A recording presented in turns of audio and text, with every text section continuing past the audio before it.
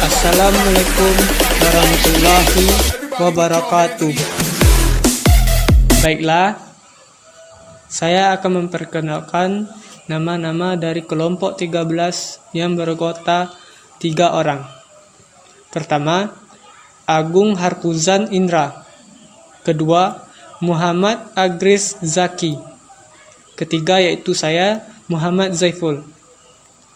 Kami dari kelompok 13 akan mempresentasikan makalah yang berjudul Pancasila sebagai Paradigma Pembangunan Politik. Pertama, pengertian Pancasila. Pancasila adalah sebuah dasar negara yang dimiliki oleh negara Republik Indonesia. Pancasila juga dikenal sebagai dasar falsafah negara dan juga ideologi negara. Dalam penggunaan, Pancasila merupakan sebuah dasar dalam pemerintahan negara Republik Indonesia. Pancasila juga digunakan sebagai dasar dalam mengatur seluruh penyelenggaraan negara Republik Indonesia. Dalam pembukaan Undang-Undang Dasar 1945 alinea keempat, jelas digambarkan jika Pancasila adalah dasar negara Republik Indonesia. Berikut adalah bunyi dari pembukaan Undang-Undang Dasar 1945 alinea keempat tersebut. Kemudian daripada itu, untuk dapat membentuk suatu pemerintahan negara Indonesia yang melindungi segenap bangsa Indonesia serta seluruh tumpah darah Indonesia, dan untuk memajukan kesejahteraan umum, mencerdaskan kehidupan bangsa, serta ikut dalam melaksanakan ketertiban dunia yang berdasarkan kemerdekaan, perdamaian abadi, serta keadilan sosial, maka disusunlah kemerdekaan kebangsaan Indonesia itu dalam suatu undang-undang, suatu dasar. Negara Indonesia yang berbentuk dalam suatu susunan negara Republik Indonesia yang berkedaulatan rakyat dengan berdasarkan kepada ketuhanan yang Maha Esa, kemanusiaan yang adil serta beradab, persatuan Indonesia serta kerakyatan yang dipimpin oleh hikmah kebijaksanaan dalam permusyawaratan perwakilan serta untuk mewujudkan suatu keadilan sosial bagi seluruh rakyat Indonesia.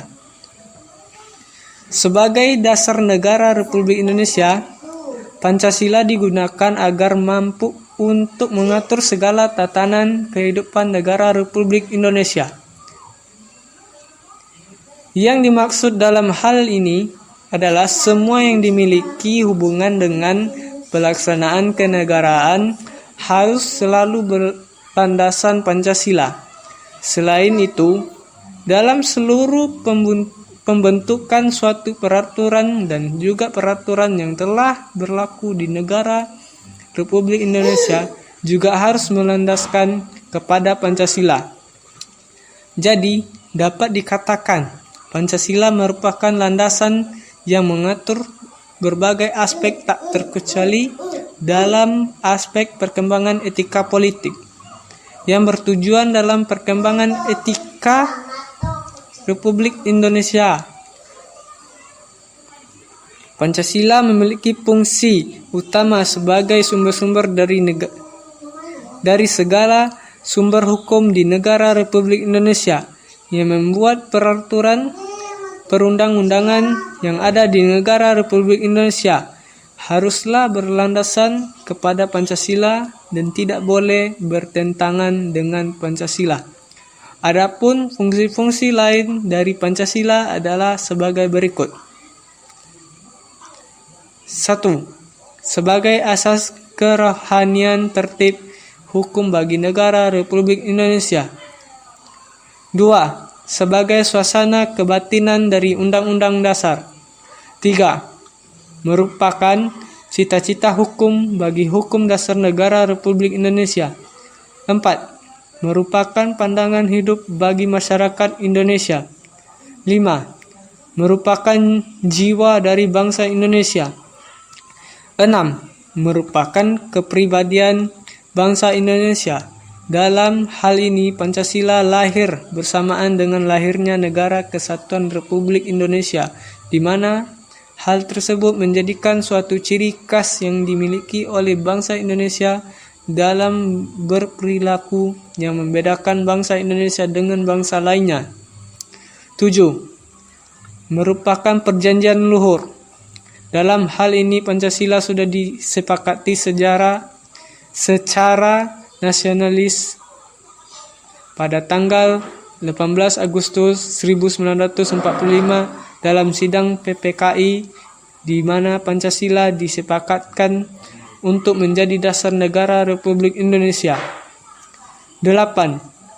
Merupakan ideologi dari bangsa Indonesia. 9. Merupakan falsafah hidup yang menyatukan bangsa Indonesia.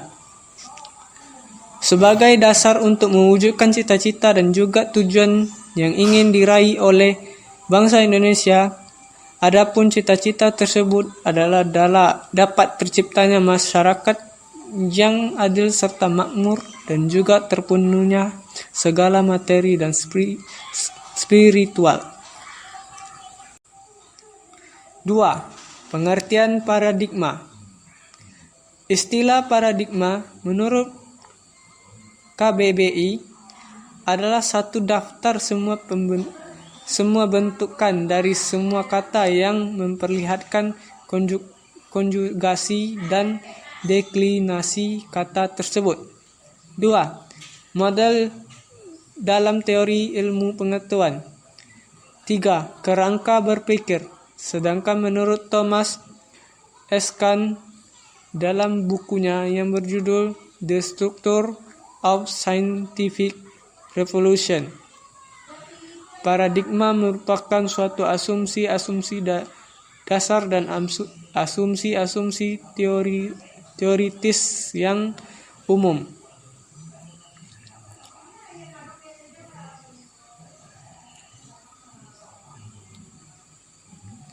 Merupakan suatu sumber nilai, sehingga merupakan suatu sumber hukum-hukum, metode, serta penerapan dalam ilmu pengetahuan sehingga sangat menentukan sifat, ciri, serta karakter ilmu pengetahuan itu sendiri. Ilmu pengetahuan sifatnya sangat dinamis. Hal ini disebabkan oleh semakin banyaknya hasil-hasil penelitian manusia, sehingga dalam berkembangnya terdapat suatu kemungkinan yang sangat besar ditemukannya kelemahan-kelemahan pada teori yang telah ada.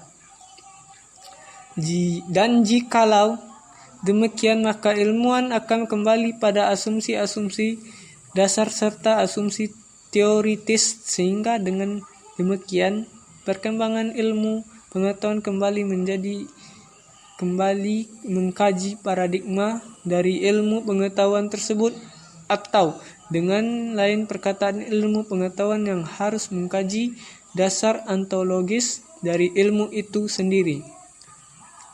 Misalnya, dalam ilmu sosial, manakala suatu teori yang didasarkan pada suatu hasil penelitian ilmiah yang berdasarkan pada metode kuantitatif yang mengkaji manusia dan masyarakat berdasarkan pada sifat-sifat parsial, terukur, korelatif, dan positivistik,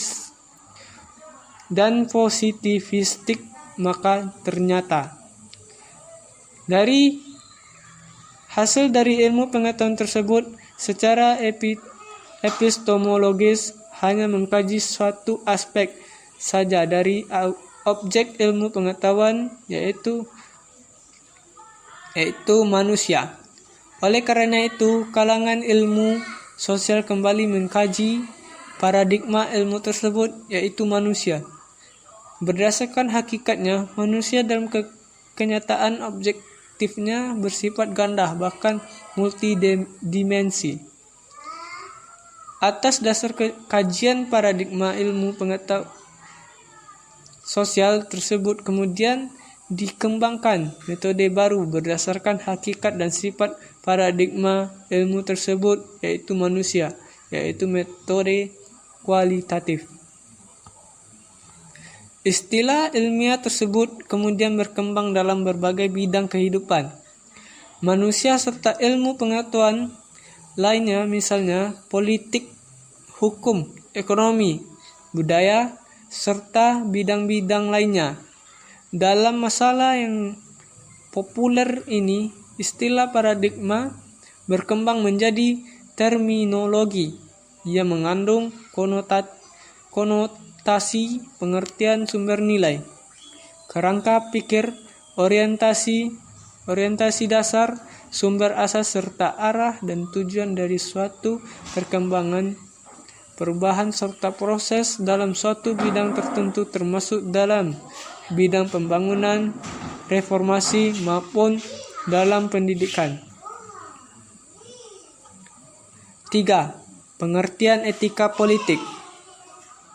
Sebagai salah satu cabang etika, kasusnya etika politik termasuk dalam lingkaran filsafat. Filsafat yang langsung mempertanyakan praksis manusia adalah etika. Etika mempertanyakan tanggung jawab dan kewajiban manusia. Ada berbagai bidang etika khusus seperti etika individu, etika sosial, etika keluarga, etika profesi, dan etika pendidikan. Dalam hal ini, termasuk etika politik yang berkenaan dengan dimensi politis kehidupan manusia. Etika berkaitan dengan norma moral, yaitu norma untuk mengukur betul salahnya tindakan manusia sebagai manusia. Dengan demikian, etika politik mempertanyakan tanggung jawab dan kewajiban manusia sebagai manusia dan bukan hanya sebagai warga negara terhadap negara, hukum yang berlaku dan lainnya sebagainya. Fungsi etika politik dalam masyarakat terbatas pada penyediaan alat-alat teoritis untuk mempertanyakan serta menjelaskan legitimasi politik secara bertanggung jawab. Jadi, tidak berdasarkan emosi, prasangka, dan a priori, melainkan secara rasional, objektif, dan argumentatif. Etika politik tidak langsung mencampuri politik praktis. Tugas etika politik membantu agar pembahasan masalah-masalah ideologis dapat dijalankan secara objektif. Hukum dan kekuasaan negara merupakan pembahasan utama etika politik. Hukum sebagai lembaga penata masyarakat yang normatif. Kekuasaan negara sebagai lembaga penata masyarakat yang efektif sesuai dengan politik membahas hukum dan kekuasaan.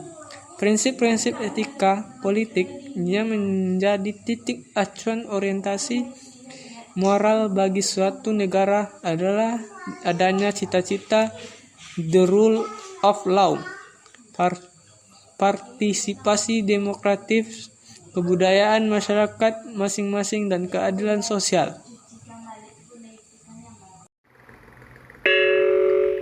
4. 5 prinsip dasar etika politik Pancasila. Pancasila sebagai etika politik maka mempunyai 5 prinsip itu berikut. Ini disusun menurut 1. Pluralisme. Pluralisme adalah kesediaan untuk menerima pluralitas. Artinya untuk hidup dengan positif, damai, toleran, dan biasa atau normal bersama warga masyarakat yang berbeda pandangan hidup, agama, budaya, adat. 2. Hak asasi manusia. Jaminan hak asasi manusia adalah bukti kemanusiaan yang adil dan beradab. Karena hak-hak asasi manusia menyatakan bagaimana manusia wajib diperlakukan dan wajib tidak diperlakukan. Jadi bagaimana manusia harus diperlakukan agar sesuai dengan martabatnya sebagai manusia? Karena itu hak-hak asasi manusia adalah baik mutlak maupun kontekstual dalam pengertian sebagai berikut.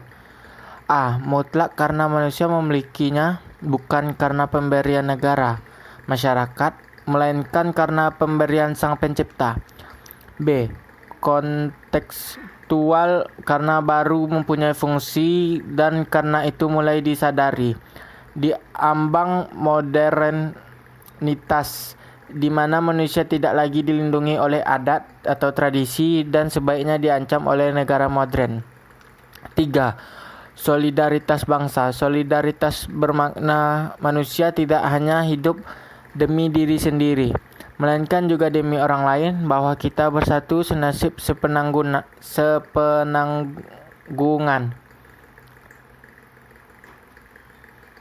Sosialitas manusia berkembang secara melingkar, yaitu keluarga, kampung, kelompok etnis, kelompok agama, kebangsaan, solidaritas sebagai manusia. 4. Demokrasi. Prinsip kedaulatan rakyat menyatakan bahwa tak ada manusia atau sebuah elit atau sekelompok ideologi berhak untuk menentukan dan memaksakan. Demokrasi berdasarkan kesadaran bahwa mereka yang dipimpin berhak menentukan siapa yang memimpin mereka dan kemana mereka mau dipimpin. 5. Keadilan sosial. Keadilan merupakan norma moral paling dasar dalam kehidupan masyarakat. Moralitas masyarakat mulai dengan penolakan terhadap ketidakadilan. Tuntunan keadilan sosial tidak boleh dipahami mulai dengan penolakan terhadap ketidakadilan. Keadilan sosial adalah keadilan yang terlaksana. Dalam kenyataan, keadilan sosial diusahakan dengan membongkar ketidakadilan yang ada dalam masyarakat. 5. Pancasila sebagai paradigma pembangunan politik. Manusia Indonesia selaku warga negara harus ditempatkan sebagai subjek atau pelaku politik, bukan sekedar objek politik. Sistem politik Indonesia yang bertolak dari manusia sebagai subjek harus mampu menempatkan kekuasaan tertinggi pada rakyat. Sistem politik Indonesia yang sesuai Pancasila sebagai paradigma adalah sistem politik demokrasi, bukan otoriter. Berdasar hal itu, sistem politik Indonesia harus dikembangkan atas asas kerakyatan atau sila keempat Pancasila. Pengembangan selanjutnya adalah sistem politik didasarkan pada asas-asas moral daripada sila-sila pada Pancasila. Oleh karena itu, secara berturut-turut sistem politik Indonesia dikembangkan atas moral ketuhanan, moral kemanusiaan, moral persatuan, moral kerakyatan, dan moral keadilan. Pancasila sebagai paradigma pengembangan sosial politik diartikan bahwa Pancasila bersifat sosial politik bangsa dalam cita-cita bersama yang ingin diwujudkan dengan menggunakan nilai-nilai dalam Pancasila. Pemahaman untuk implementasinya dapat dilihat secara berurutan terbalik. A. Penerapan dan pelaksanaan keadilan sosial mencakup keadilan politik, budaya, agama, dan ekonomi dalam kehidupan sehari-hari. B. Mementingkan kepentingan rakyat atau bersama atau demokrasi dalam pengambilan keputusan. C. Melaksanakan keadilan sosial dan penentuan prioritas kerakyatan berdasarkan konsep mempertahankan persatuan. D. Dalam pencapaian tujuan keadilan menggunakan pendekatan kemanusiaan yang adil dan beradab. E. Tidak dapat tidak nilai-nilai keadilan sosial, demokrasi, persatuan, dan kemanusiaan atau keadilan keberadaban tersebut bersumber pada nilai ketuhanan yang Maha Esa. Di era globalisasi informasi seperti sekarang ini, implementasi tersebut perlu direkonstruksi ke dalam pewujudan masyarakat warga civil society yang mencakup masyarakat tradisional, berbagai asal, etnik, agama, dan golongan, masyarakat industrial, dan masyarakat purna industrial. Dengan demikian, nilai-nilai sosial politik yang dijadikan moral baru masyarakat informasi adalah A. Nilai toleransi. B. Nilai transparansi hukum dan kelembagaan. C. Nilai kejujuran dan komitmen atau tindakan sesuai dengan kata. D. Bermoral berdasarkan konsensus. Ya, yang keenam, perwujudan nilai Pancasila dalam pembangunan kehidupan politik. Berikut merupakan poin-poin dari nilai Pancasila yang diterapkan dalam kehidupan politik, yaitu A. Sistem politik negara harus berdasarkan pada tuntutan hak dasar kemanusiaan. Oleh karenanya, sistem politik yang berlaku dalam negara harus mampu mewujudkan sistem yang menjamin tegaknya HAM. B. Para penyelenggara negara beserta elit politik harus senantiasa memegang budi pekerti kemanusiaan serta memegang teguh cita-cita moral rakyat Indonesia. C. Memposisikan rakyat Indonesia sebagai subjek dalam kehidupan politik dan tidak hanya sekedar menjadikannya sebagai objek politik penguasa semata. D. Mewujudkan tujuan negara demi meningkatkan harkat dan martabat manusia Indonesia. D. Mencerdaskan rakyat dan memahami politik, tidak hanya menjadikan rakyat sebagai sarana mencapai tujuan pribadi ataupun golongan. F. Amanah dalam menjalankan amanat rakyat. Dan yang ketujuh, penerapan etika politik di Indonesia saat ini. Sekarang ini, keadaan politik di Indonesia tidak seperti yang diinginkan. Banyak rakyat yang beranggapan bahwa politik di Indonesia adalah sesuatu yang hanya mementingkan dan merebut kekuasaan dengan menghalalkan segala cara. Pemerintah Indonesia pun tidak mampu menjalankan fungsinya sebagai wakil rakyat. Hari ini ditujukan oleh sebagian rakyat yang mengeluh karena hidup mereka belum dapat disejahterakan oleh negara. Pandangan masyarakat terhadap politik itu sendiri menjadi buruk dikarenakan pemerintah Indonesia yang tidak menjalankan kewajiban sebagai wakil rakyat dengan baik. Bagi mereka, politik hanyalah sesuatu yang buruk dalam mencapai kekuasaan dan dapat dilihat pada penyelenggara negara, misalnya dalam soal pembelian mobil mewah untuk para menteri kabinet Indonesia Bersatu, atau juga pembangunan pagar istana presiden yang menelan biaya puluhan miliar rupiah. Kebijakan itu jelas mencederai rasa keadilan publik karena di saat yang sama kemiskinan masih mengharu biru di Indonesia. Sekian dari kelompok 13. Assalamualaikum warahmatullahi wabarakatuh.